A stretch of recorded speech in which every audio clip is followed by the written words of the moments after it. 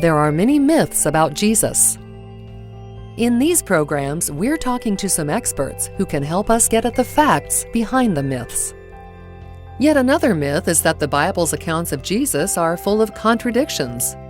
For example, in John's Gospel, Jesus clears out the temple in Jerusalem at the beginning of his public life.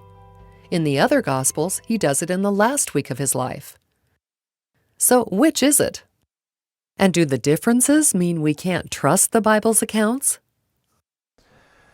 Now, some critics have pointed to discrepancies that we observe when we compare the four Gospels, such as in Matthew, Mark, and Luke. You have many times Jesus saying the same thing, and there it is in two of these three Gospels, or maybe in three of them, and yet the wording is not always the same.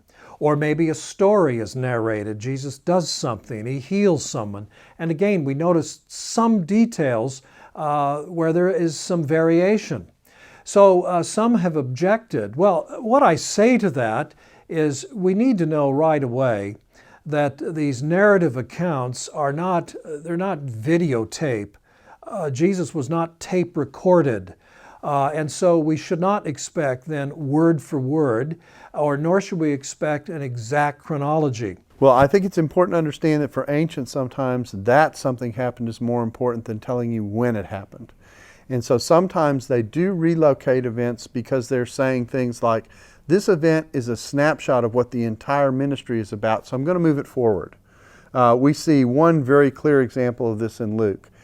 In the visit of Jesus to his hometown synagogue. It's in the middle of Mark, it's in the middle of Matthew, but it's right at the beginning of the Galilean ministry in Luke. And what Luke is doing by moving it forward is saying, this is what the Galilean ministry is going to be like. It's like this event. And even though the event came later, and he kind of signals that he's moved it up because the crowd says to Jesus, do here what you do in Capernaum. And in Luke's gospel, Jesus hasn't been to Capernaum yet. So we even get a little hint that there's been a move made there. I think the same thing happens with the temple cleansing. That the temple cleansing in John has been moved up to show this is the kind of thing that's going to happen in Jesus' ministry. You're going to see him facing this kind of opposition and questioning and doubt all the way through the gospel. And we've taken something and moved it up to show what Jesus' ministry is like rather than being concerned about giving a chronology.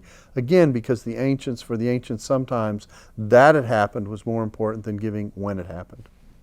Jesus taught his disciples according to the conventions of his day, and we know what those conventions are. We actually have handbooks from antiquity that describe how a student learns the words of the master, memorizes them, but then paraphrases them, applying them appropriately in different situations. And that's exactly what we see in the Gospels. And so what we have is a portrait of Jesus that emerges, that is consistent. We don't have 3 or 4 Jesuses. We have one, even though there are different facets of his personality and his teaching that are brought to light by the evangelists. And so I think there's a naive scholarship out there that says, oh, well, if you have a discrepancy and Jesus hasn't said it exactly the same way every time, that's a problem. It is not. I think these discrepancies, and I'd put them in quotation marks, began with Jesus himself, who taught over and over again, and not in the same words. He didn't repeat himself verbatim time after time, but in a variety of settings, he would adapt his teaching and his language, and this is what his own disciples did too when they wrote the Gospels down some years later. The claim that the Bible's accounts of Jesus are full of contradictions is a myth. The fact is that they were written in line with the historical standards that were used at the time.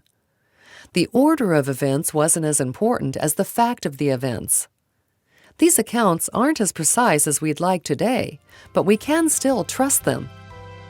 Next time, we'll examine whether Jesus ever claimed that he was more than a prophet.